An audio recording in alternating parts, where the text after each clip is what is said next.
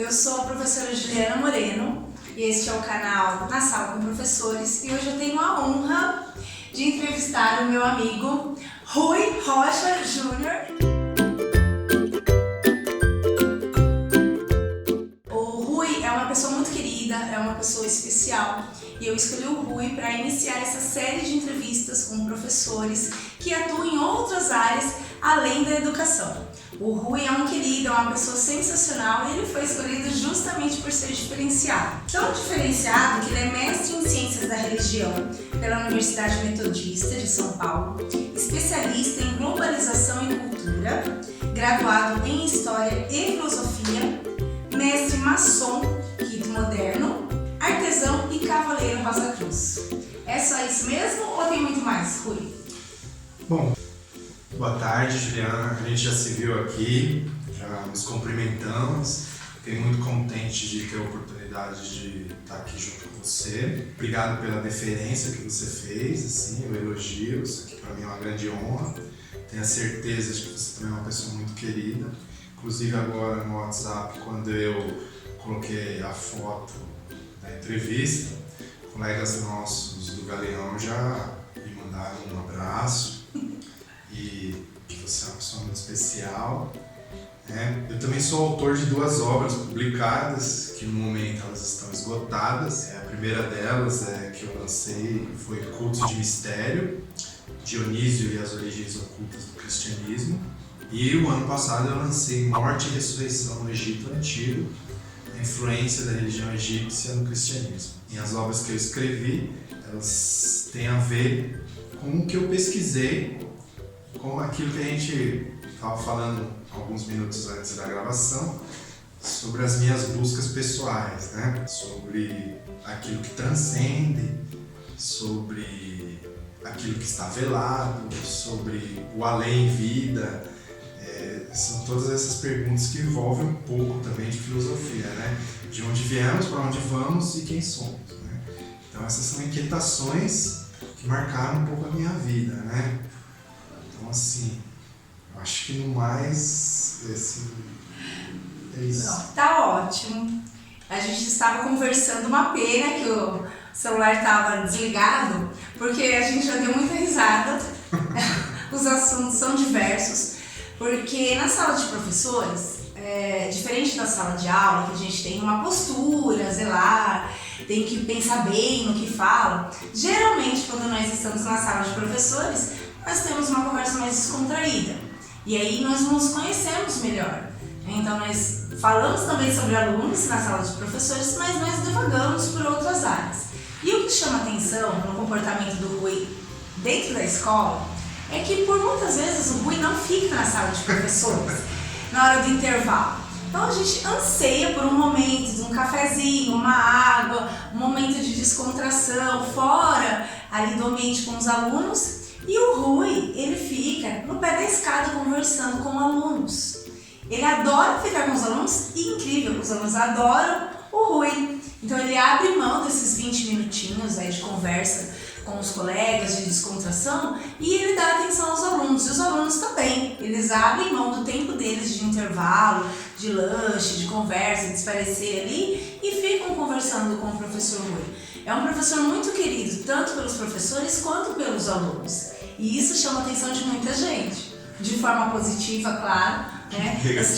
Dá um pouquinho até de inveja, de falar assim, nossa, eu doido pra tomar um cafezinho, sentar no sofá, e ele aqui em pé, tranquilo, pleno, conversando com os alunos.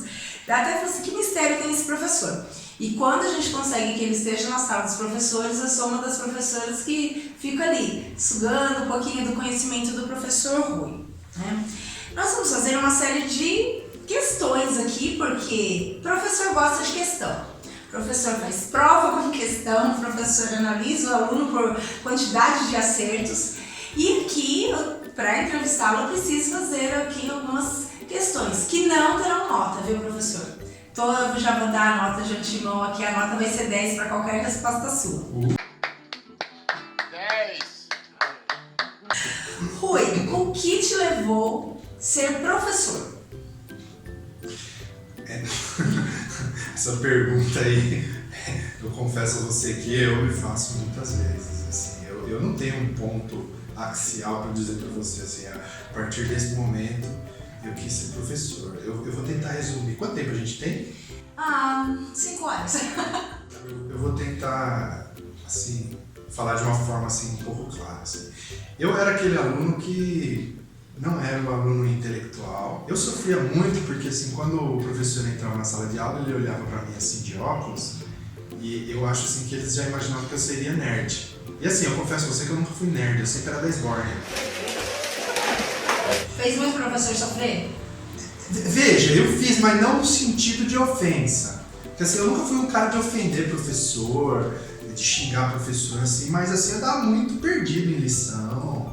Assim, eu não tirava as melhores notas também, eu tinha problemas muito grandes assim, com matemática, que até hoje eu tenho certa resistência. Eu sempre fui mais das humanas, né? E muitas vezes eu dava bastante trabalho, assim, matava muita aula. Eu conto isso para meus alunos e eu acho que eles acham que eu devo ser meio maluco. Porque assim, eu gostava de fazer o seguinte, eu gostava de entrar na escola, matar a aula pulando o muro, aí eu dava uma vadiagem do lado de fora e depois eu pulava de novo para comer merenda. Você sempre estudou em escola pública? Como que foi? Então, eu não fiz, na época o pessoal falava prézinho, eu não fiz o pré, eu entrei direto no primeiro ano, não sei porquê, minha mãe achou que eu devia começar no primeiro ano. E eu estudei da primeira à quarta série no SESI, Prefeito Saladino, 66, Conjunto Teobaldo de Ligres. Eu me lembro até hoje desse cabeçalho que tinha que fazer. Aí, no 5º ano, a gente mudou, eu mudei do Campestre para Vila Assunção, em Santo André, e eu fui estudar no Celso Gama. Aí eu estudei no Celso Gama, 6º, 7º, e aí eu parei no 7º, porque assim, eu repeti 2 anos no 7º, assim, comecei a dar uns trabalhos assim, de repetência. Mas não por questões assim, cognitivas ou pedagógicas. E aí eu queria trabalhar muito cedo e nesse meio tempo que eu estava no 7º ano, meu pai cismou que eu tinha que fazer Senai. Porque Senai nos anos 80 parecia que era uma coisa mágica no ouvido do meu pai e dos amigos dele, porque todos eles trabalhavam na indústria, meu pai era eletricista. Então eu tinha que fazer Senai, de preferência eletricista, mas eu tinha medo de choque. Eu fui fazer aquele tipo de concurso para entrar no Senai, né, a prova, e eu fiz o favor de repetir porque eu tinha medo de passar. De choque. E de choque. Medo de passar e de choque. Exatamente. Você passava, leva choque. Eu vou levar choque, né? Então tava associado.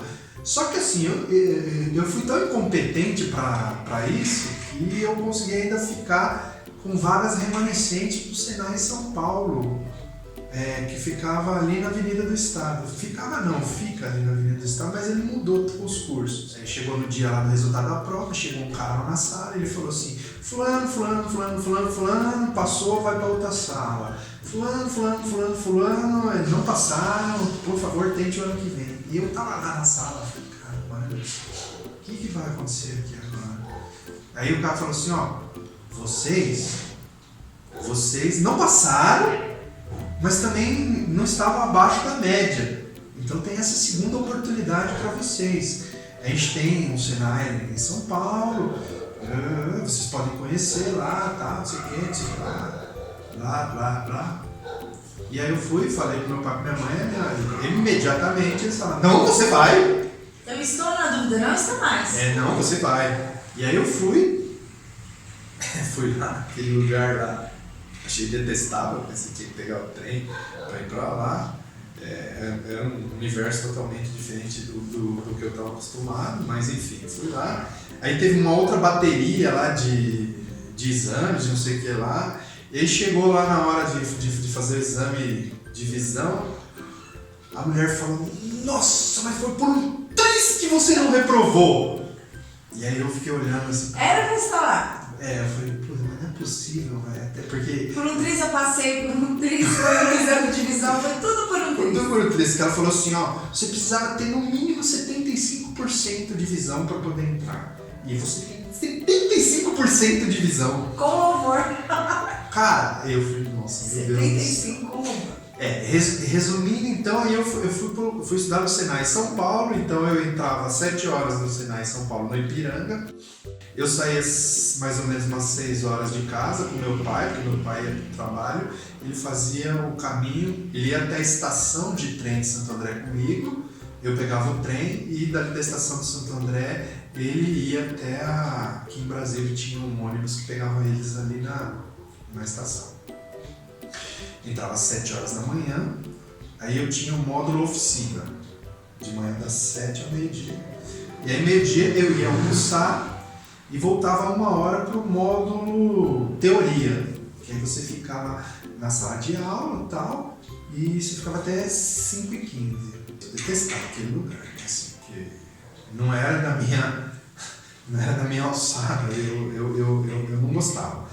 Primeiro porque assim, eu não sei hoje em dia como é que é o Senai, mas eu imagino que seja menos traumático, mas assim, quando você entrava no Senai, você tinha uns rituais assim do pessoal que era...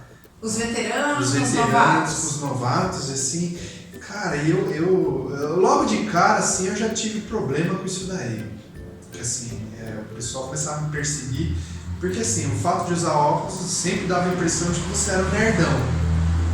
Então assim, os caras que eram veteranos gostavam de perseguir os nerdão. Como eu usava óculos, eu era taxado como nerdão entre eles. E na minha turma de teoria, eu ainda não falei o que eu fui fazer lá, né? Na verdade assim, lá tinha 3 cursos.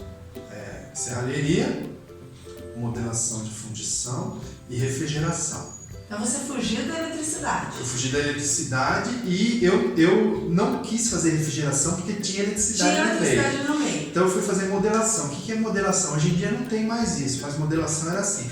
Uma indústria, quando ela ia fazer uma peça, ela fazia um modelo principal em madeira para tirar cópias em fundição. Então aquele modelo de medida certinho era a chave para você fazer as cópias. Então, assim, o que o modelador de fundição ele fazia? Ele fazia essas peças muito perfeitas, com muita medida bonitinha, de matemática, coisa que eu adorava. Mas quando que você decidiu ser professor, sendo que você detestava todos esses cursos? Foi reprovado no 7º ano 2 vezes, caiu um raio assim, agora eu vou fazer isso também com os outros? Então, eu vou ter que te segurar mais um pouquinho, porque eu tenho algumas coisas para contar desse momento do Senai. Então funcionava assim, né? Eu não gostava do que eu fazia, mas eu gostava mais de manhã da oficina, não por causa da função, ou porque eu gostava de aprender a modelação, mas é que eu tinha um instrutor chamado Willio, e ele era um cara muito engraçado, ele conversava muito com a gente. E ele contava as peripécias dele, contava da mulherada, cara, era muito legal, cara. Cara, eu adorava aquele cara. Ele tinha quantos anos, mais ou menos? O Duílio? O Duílio tinha, já era quase uns 50, tinha uns 45 ou 50 anos, assim. Então era bem diferente da faixa etária. Não era um professor novo, não era um instrutor novinho. Não era novo, mas, cara, ele era muito legal. Cara, ele era muito legal, ele conversava com ele. E assim, eu tive uma peculiaridade com ele, porque assim, normalmente é muito difícil acontecer isso de você ficar com um único instrutor. Eu não terminei o curso de Senai, eu vou chegar lá. Só que assim, eu fiz o primeiro termo, era 3 termos de 6 meses. Eu fiz o primeiro termo com o Duílio e voltei para o segundo termo. Toda a minha turma caiu com uma dela, que era outro instrutor. Mas a turma dele estava fechada. Então ficou 2 alunos com o Duílio, eu e mais um outro cara. E eu fiquei com o Duílio ainda. Então o Duílio tinha a turma do primeiro termo e mais eu e o outro cara no segundo termo. Só que eu detestava a tarde, porque teoria era tarde, você tinha muita matéria de matemática. Eu detestava aquilo lá. Aí, lá no Senai, você tinha um lance seguinte, você tinha uma carteirinha que você entregava essa carteirinha de manhã, por exemplo, Você respondeu presença na oficina, ele carimbava lá presente. E aí à tarde, você respondeu presença na teoria e ele marcava presença, para ver se você tinha vindo de manhã e à tarde. Aí no segundo termo, quando eu aprendi a ser mais pilantrão, vamos dizer assim, no Senai, eu ficava de manhã em algumas semanas, alguns dias também, não era sempre, obviamente, porque senão eu me lascava. Né? Eu fazia o seguinte, eu fingia que esquecia a carteirinha, então eu não entregava a carteirinha de manhã. Aí eu assistia a oficina de manhã e almoçava, que ele levava uma marmita, e depois tinha uma biblioteca ali muito perto, a Silva Bueno, próximo de Silva Bueno, é a biblioteca do Ipiranga ali. Então o que eu fazia? Eu ia, matava a aula à tarde e ia na biblioteca ler filosofia. Que eu gostava de filosofia, eu não gostava de eletricidade, cálculo, eu gostava de filosofia. Eu ia. Tanto que assim, eu comecei a conhecer rock por causa dos livros de rock daquela biblioteca. Só que assim, em determinado momento, sim, a minha família descobriu que eu fazia esse tipo de coisa porque o Senai comunicou, porque mesmo eu não levando a carteirinha, eles conseguiam constatar que eu faltava, que eu matava a aula, né? Então, e aí começou o meu inferno astral com o Senai. E aí, assim, eu não era um cara de prestar muita atenção na teoria, porque eu gostava de matemática, e só os caras estudavam de matemática.